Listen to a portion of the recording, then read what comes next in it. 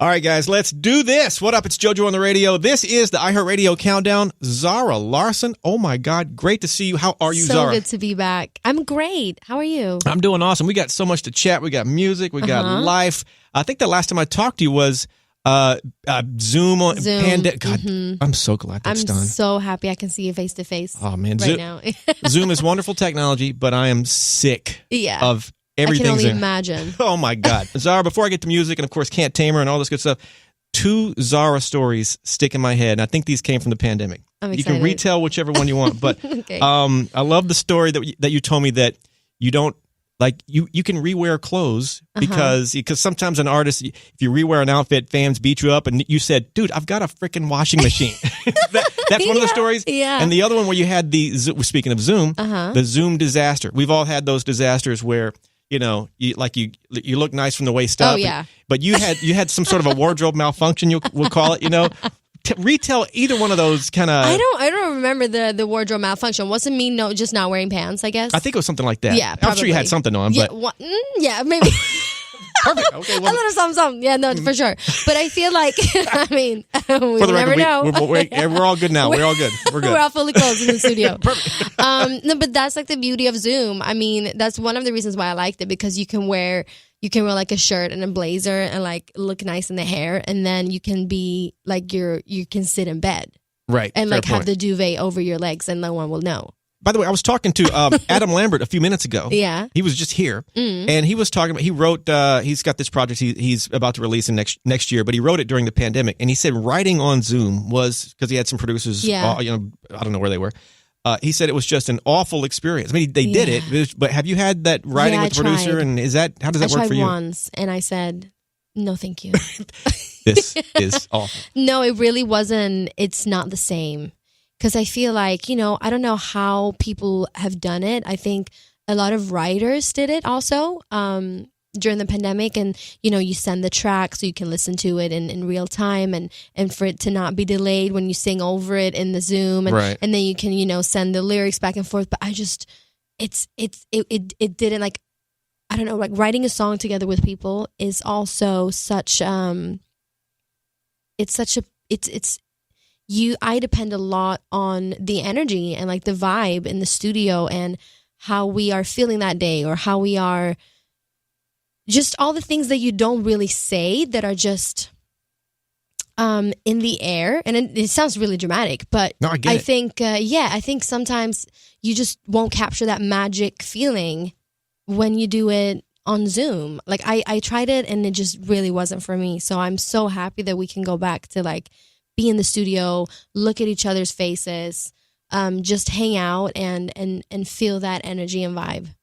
One thing sticks in my head, like I'm picturing you guys writing something, if you're writing on actual paper as opposed to your phone. Yeah. And like somebody spills something on the paper, there's a laugh, and it just becomes a thing. Yeah. Little things like, okay. Totally. No, you're right. Album update. Of course, Can't Tame Her, the lead single. Yeah. What can you say? Leak? Unveil? What do we got here? I know that there's no date set yet. No, there's no date. And it's definitely coming out this year. Right. I don't want to say a month either. Because fans go crazy if you get the date wrong. And you know what? Actually, they know me by now. They know I lie a lot.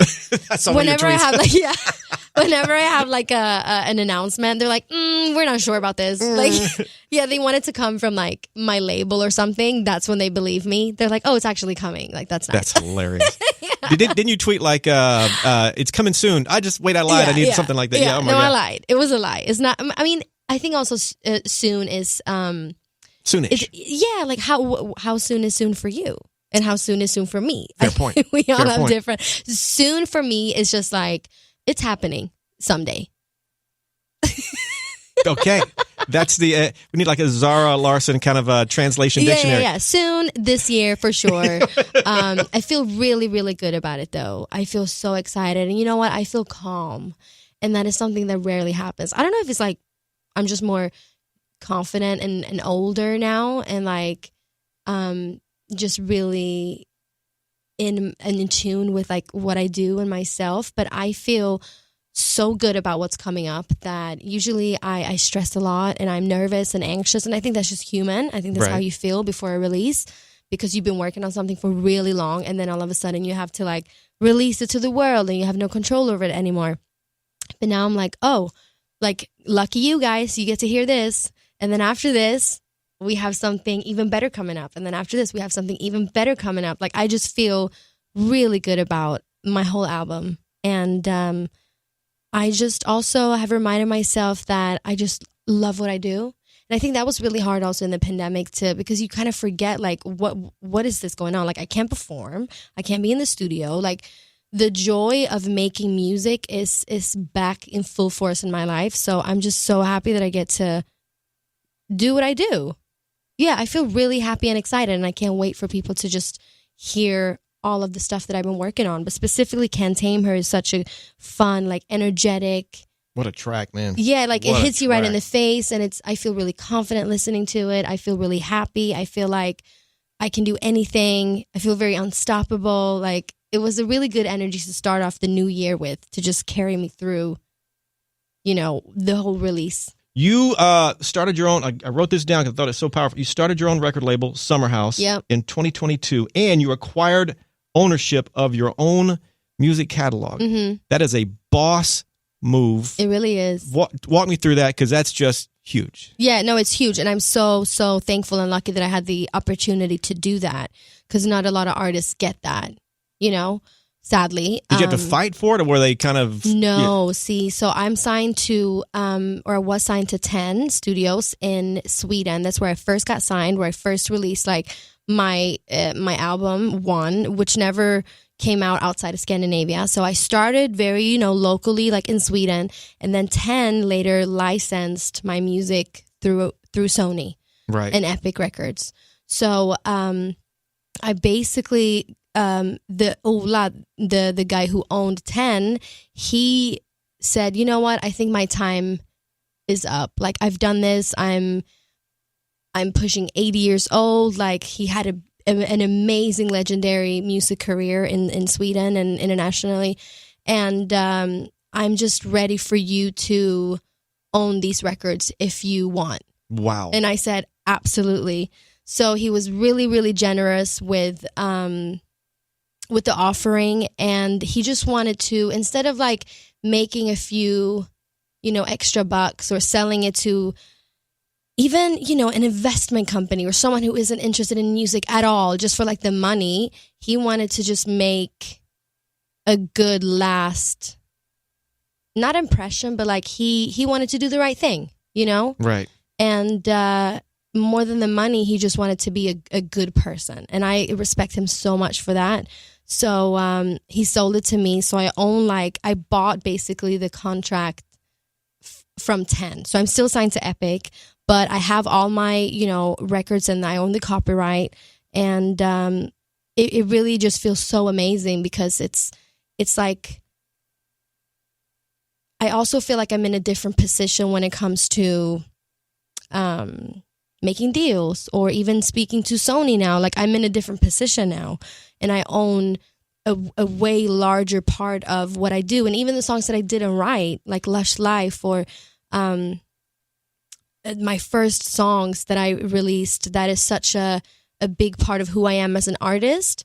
And Symphony and all of those songs, they're mine. You know what I mean? So no one can do anything with them, and no one can sell them, or no one can, just go out and kind of do whatever they want unless I approve that. And that is, it's a really nice feeling to just feel like I'm in control over my own work.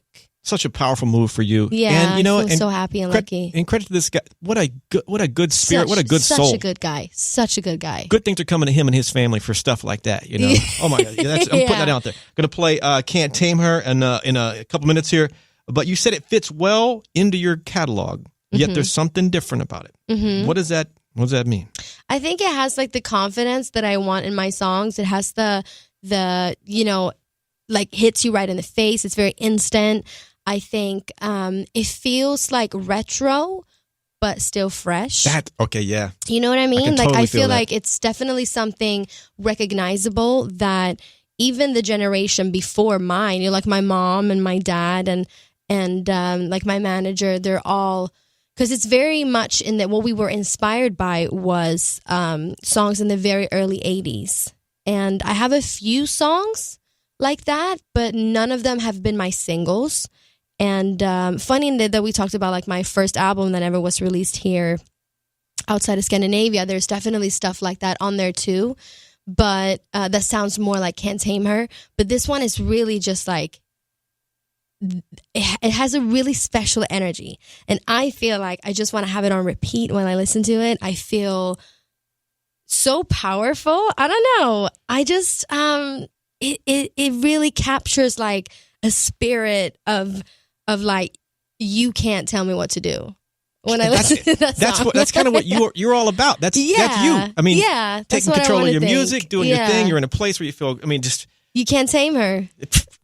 It's the new era, which I get. Oh my God, tour plans? Are we looking at? I know you love to perform. At least that's the impression I get. That's right. I do. I love to perform. I think I'm doing the festival, classic summer festival tour, and then I would love when my album's out to do like a proper headlining tour where you would buy tickets to go and see me. Man, do you love life on the road? Is that because I talked to a lot of artists, and here's what a lot of them tell me. And where do you fall on this? When you're on the road, you want to go home. When you're at home, you want to go on the road. Where are you at on that? Yeah, that's a blessing and the curse, isn't it? Right. I think I love to be on stage. I actually don't mind being out on the road. Everybody loves being on stage. It's everything that goes along with it. Yeah, isn't it? I think I sleep really, really bad on the buses. So usually I just fall asleep whenever the bus is stopping, which is like, 6 a.m. and then I just sleep all day. But I also haven't been out on tour for, a year. Like when I've done a tour, it's been maybe the longest, maybe 2 months. And then I've had a break. And then maybe you go back to touring like a couple of days. But I haven't been on one of those like, hey, we're going out for a year and a half. Which is just, I can't even imagine what that's like. But also when you do those tours, they're usually maybe an arena or a stadium tour. And I've only done a few like arena shows so far in Europe.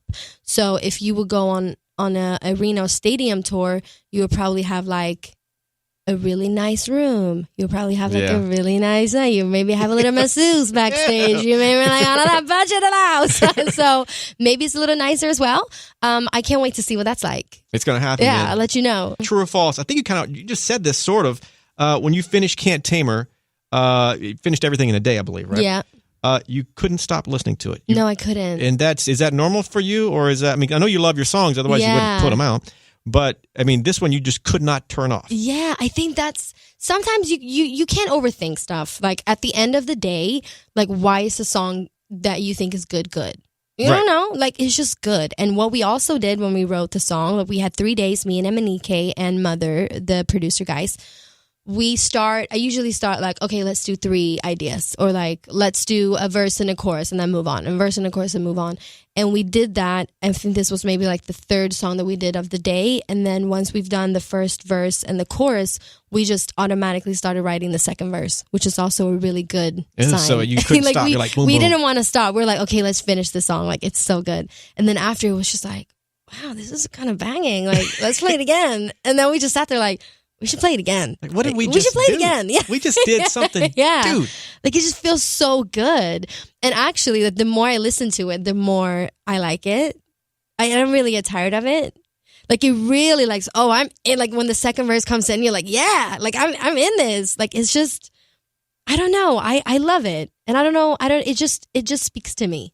We've said quite a bit about it already. What else do we need to know? Can't Tame. This seems like this has Zara Larsson just written all over for me. Can't Tame Her. What else do people need to know? Well. It was really fun writing the song too, because it's more like a storytelling, because I'm not writing like, I am crazy, I ain't going out on the city. Like, it's talking about someone in 3rd person, which I think is quite fun, Right. She is wild. Like, she goes out, she's wearing this nice perfume, and you're talking about somebody, or I'm talking about somebody, which I think also is nice to listen to, because you're talking about you, right? Maybe, could be, yeah.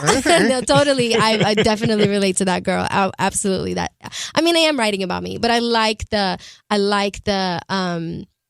what do you call perspective of of writing like in 3rd person, because I feel like it's nice also for the listener to feel like, oh, she's talking about me. Like, you know what I mean? Right. And that was really fun. And me and Monique have done quite a few songs like that, where it's like, let's tell a story. And then also I feel like it made such sense with the video, which is basically me merging at the end of the video with a wilder side of me, like my wild side, basically, that I'm chasing through really trippy corridors and, through strange like places. And then at the end of it, it's just like we become one. Two-part question. I may have asked you this before, but I'm dying to hear if there's any kind of two-part best live performance you've ever done. I mean, it was just about perfect. And then the complete flip of that. What is the worst? Like everything. Wow. So perfection, disaster. I think one of my best shows have probably been just honestly anywhere in South America. But I remember when we did Lollapalooza in Brazil. How was that? Oh my God, There's it sounds crazy already. something about that crowd, like the Brazilian crowd, that I don't know what's in the air, but they're just so engaging, and they are singing along and they are dancing along, and no one is afraid of looking silly. Like they're all just being free and having fun. And it was so many people in the crowd. You know, when you just like an ocean of heads, like you like, where does it stop? It was just, it didn't end. And they were loud. I could barely hear myself in the microphone, like in my in-ears that I had on stage. It was really, really powerful. And the worst... Here we go. Oh, good God. I think just the worst have been, when technical difficulties, it's like... Your in-ears go out, basically? Yeah, and like, that. ooh, the tracks that we're playing aren't working, so we have to like, oh, well, I guess it's an acoustic set now. Like I've done that on a festival in the UK where it's like, I gotta cut like half the songs because they won't work unless we have the click or the backing tracks and just the music, basically. Because when I go on tour, we have we do have the drums, but then just the electric guitars, and then the everything just fell apart. So I feel like I did 5 songs and I was like, I can't do anything else. Thank you. Have a great night. Yeah. Yeah, and I think the crowd was, yeah. The crowd was really disappointed. I was really disappointed. It was just like, though, you learn and become stronger, and that's how tracks like Can't Tame Her eventually. You know what I mean? It's a growth, right? Yeah. Zara, I find this hilarious. I know you've got a little backlash on Twitter with your social. You know what I'm going to say? I know what you're going to say. You made some statement about you said something to the effect of it's okay to talk in a movie theater. Yeah, just a little chat. And people went nuts, right? They went crazy. Actually in Sweden, it was to the point where it's like, okay, but this is silly now. Like it is silly. Like our version of like, I don't know, AMC theaters, like the CEO of that, like the cultural minister, every single politician, every single newspaper, every single morning sofa, just been talking about it. I'm like, wow. They all jumped in on your shut. Yeah. Okay, and I didn't know it was that level. Is it really that level? Like, really? Like that's what we're gonna talk about? Like it's been going on for like a week straight, and people just won't stop. Yeah, I didn't know it was that controversial. Like I knew it was a little controversial. That's why I was like, in my controversial era. Like I think that was my caption. But I also think I have to say, speaking from like a Swedish perspective, we are very reserved. So like going to the cinema in Sweden, I feel like it's quite different from going here in America. Like you guys are a lot more reactive. You guys are a lot more like involved in the movie. In Sweden, sometimes it's almost awkward to like go see a comedy or a scary movie because no one's like laughing and like no one's saying anything, and it's just like, hello, are we in here together or what? Okay, I get like, hey, if somebody's having a full on family discussion in front of you, I can see. But if I'm going to see a comedy, I want to hear people laughing. Yeah, or like reacting to it, and like we're in here together. And I also have to say, I was just being, I'm dramatic. Like I am a drama queen, and dramatic. But I have to say, like I have actually never been asked to leave a theater. I think I've been asked to be quiet once, which is really, really good considering the fact that I go to the movies like 2 times a week. Like I see everything, and I go a lot. That's what I'm saying. So the track record of me being like hushed once. You're doing good. I'm doing good, and I don't think we should bother people, purposely. But I do think, it's a social thing. I think going to the movies should be like an experience that we all experience together. Like, hello. This is hilarious. I had no idea that it was to the government. Yeah. It's been like, Frickin' it's been hell. insane, actually. I'm like, stream Ken Tamer. There it is. It's perfect. All right. I don't know if you know this about me. I am obsessed with the paranormal. Oh, I know. I know this. We've discussed this before. Ghost, UFOs. I've got a podcast called Paranormalish. I mean, I'm off the deep end with this crap. Have you, a little refresher here, have you had a paranormal encounter? You know what? I was actually thinking about this morning because I knew I was going to see you. Yeah. So I was thinking like, what have happened to me lately? And it saddens me to say that nothing have happened since I first. You know what I also think it is? I just, whenever there's something that could be like a little paranormal, you talk I'm yourself like, out of it. Yeah. Because I'm like, I just can't be bothered to be scared because I'm also living by myself now. Oh, God. And I've always lived, with my sister or my boyfriend. But now when I'm in LA, I'm just by myself and I just don't have the energy. Are you based in LA now? Yeah, basically. Okay, one of these days, I'll get a, because I do these, investigations from time to time. Because I live in an old building. Oh, really? I wasn't suggesting that building, but maybe that's an option. But you should join me on one of these. Bring somebody with you. And we'll go. I mean, it'll Where be. Where do you go? Well, there's like I just went to Zach Bagans' Haunted Museum in Vegas, which has all these cursed items in it. They let me run after hours. It's terrifying. Really? It's crazy. Really? I'll be doing the I believe they asked me to come up to the Winchester Mystery House in San Jose. There's the Roosevelt in L.A. There's the hotel in Estes Park, Colorado, where Stephen King had his experience, which inspired him to write The Shining. Oh, wow. The Stanley Hotel. I've been there before, but I want to go back. I mean, we'll pick a spot in L.A. We'll pick though, a spot. and we'll do it up. But okay, my next question. Yeah. Tours coming up at some point. Yes. I don't know where who knows the cities. A lot of beautiful hotels you'll be staying in, but there are a handful of these hotels, beautiful, nice, but they'll have that room.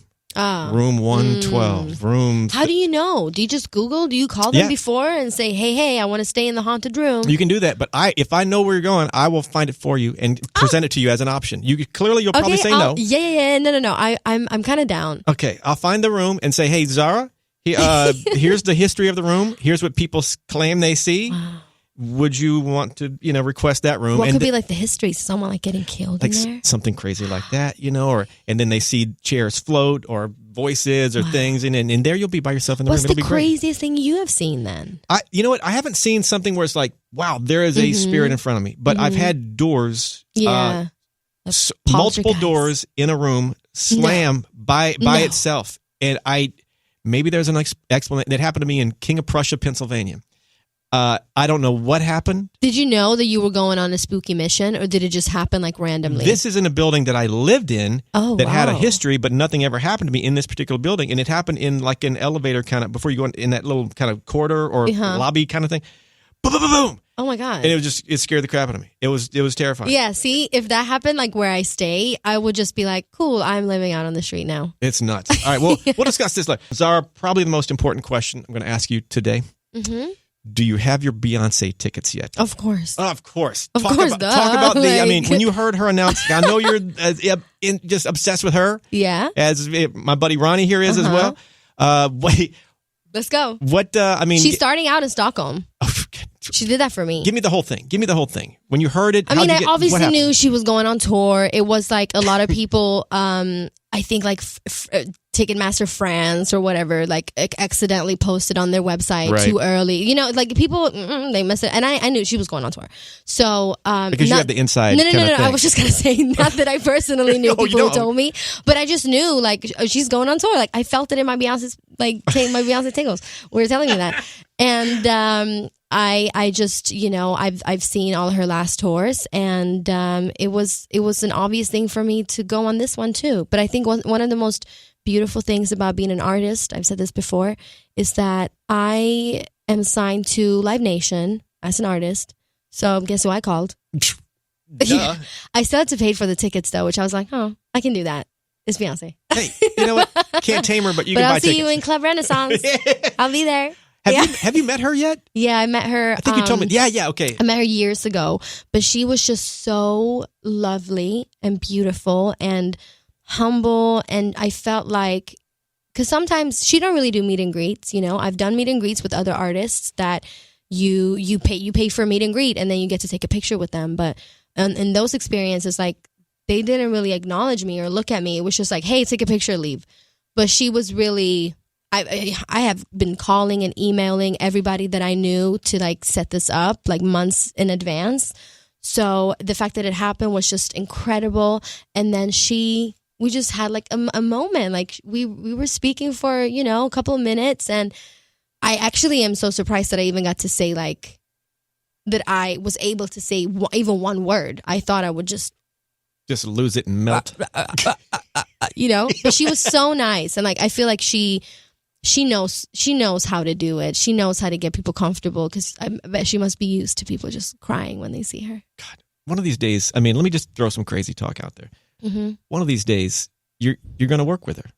Oh, stop. Stop. No, you stop, Zara. It's going to, can't tame her. Manifest.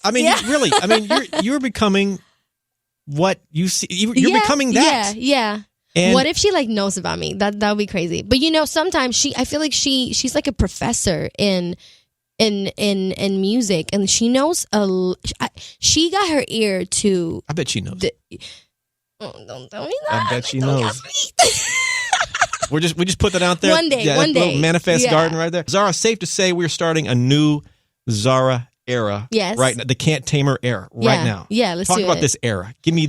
Yeah. I want this era to be confident, little mysterious, at least like in visuals, a little darker, but also very fun and did I say confident? I want it to feel confident, and I want me to just embrace like what I like, who I am. I want to be more carefree and yeah, just like. Are you an overthinker that's trying not to become an Yes. overthinker? Okay, I think. But yeah, I'm with you on that. Yes. And I feel like, I'm looking back at like my younger self, and I was so carefree, but also to the point where I was a little inconsiderate about like other people's feelings.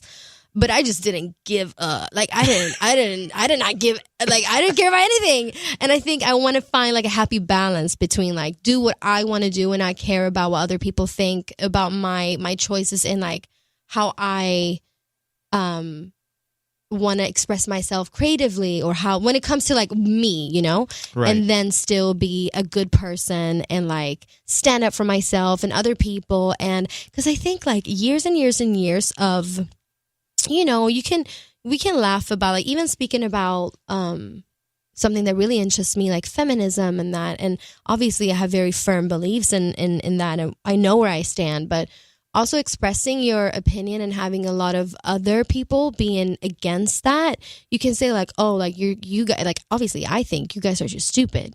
But when there's a lot of really mean comments coming your way, I think we're all just humans, and it affects you, like no Right. matter if you wanted to or not, it does.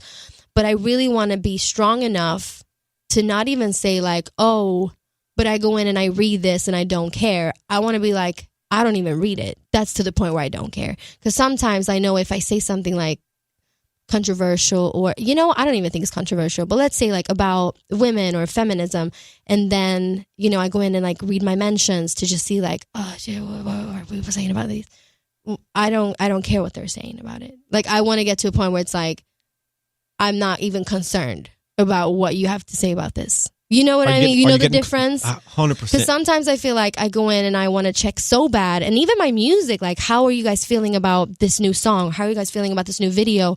Something very, like primal, I guess, about being you wanting to be liked and appreciated by people, no matter what it is.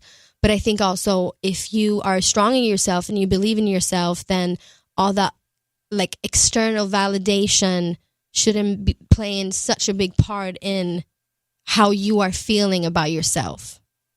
That goal you're trying to get to. Yeah. Final question on this. I promise. I think.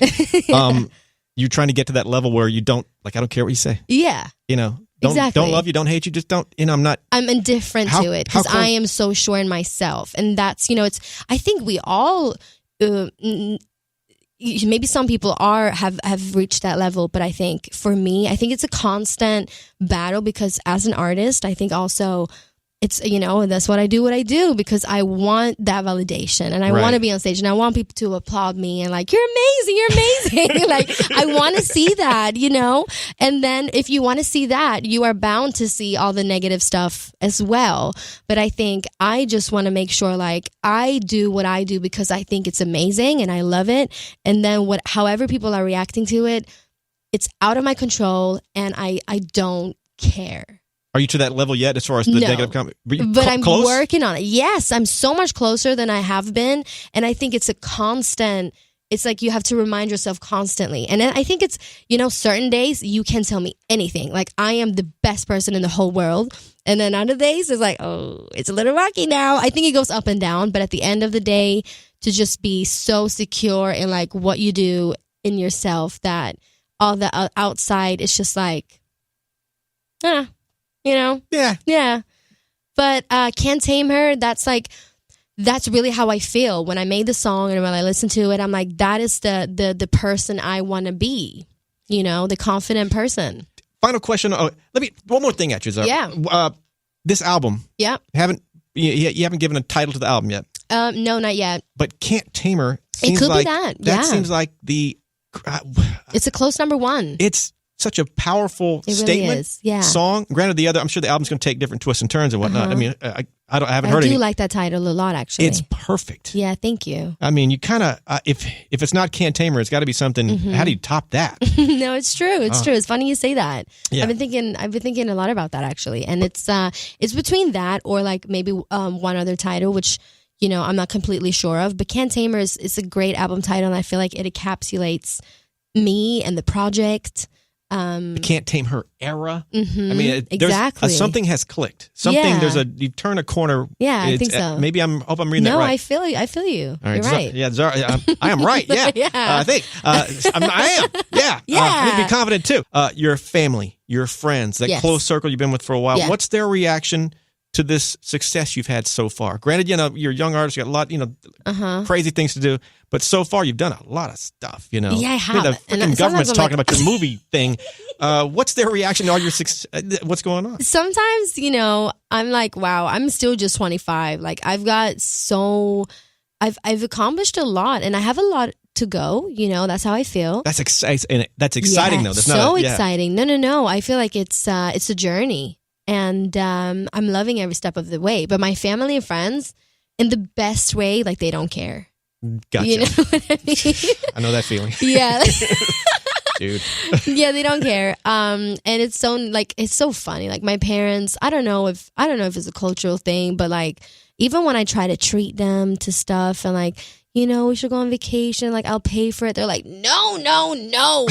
Mom, we're not living off of you. Like they're very like they want to make sure like they support me, but they don't quote unquote use me. But I know they would never. So I'm like, just accept it. Hello. That is hilarious. Yeah, they're funny like that. But you know, they're my mom and my dad. They live in Rome now. Lucky. Oh, they're God, living their life. Terrible, right? I know, right? But no, my friends, you know, they're obviously really happy for me. But it's something we rarely speak about. If anything, maybe my boyfriend and I talk about just like, you know, what is this life, or what do we want in life, and our goals and dreams, and the reason for that, and more so than like, you know, like, wow, it's amazing that but I think it's also really nice to talk about that it is an amazing thing, because sometimes you forget that, you know, like you said, I've done a lot of things and you forget that, to celebrate those things, and you always want the next thing and the next thing and the next thing. But sometimes it's nice to just sit down and be like, wow, look at what I've done. I'm not so terrible. Great. After all, no, you know? yeah. God. Speaking of your parents, my daddy's like, what radio stations are you on again? I'm like, I've been on the same station for 25 years. Oh my God. Oh, good Lord. All right, parents, they keep you grounded. They don't give a crap in the best loving way. Yeah. All right, Zara, quick recap. Can't Tame Her. It is out. Jump on this. Good Lord, it's amazing. Thank you. Album on the way. Yeah. Don't say the soon word or fans will go crazy. Tour, we're talking, of course, aside from the festival dates and whatnot, there's a tour, a Zara tour coming Hopefully up. Whenever. End of this year. All right. That'll be great. Got your Beyonce tickets. Yeah. Talking in a movie theater is bad, I think, or good, or I don't know. I think like moderately good. Happy medium. Love it. What else do people need to know, Zara Larsson? What am I forgetting? That's a pretty good recap. Not bad, right? Not bad at all. Thank Yeah. you, pumping me up too. I feel like my self-esteem going up now. Let's go. Zara, congrats on everything. Thank you so much. At the end of every interview, fist bump to make it official. Give it a love. Bum, bum.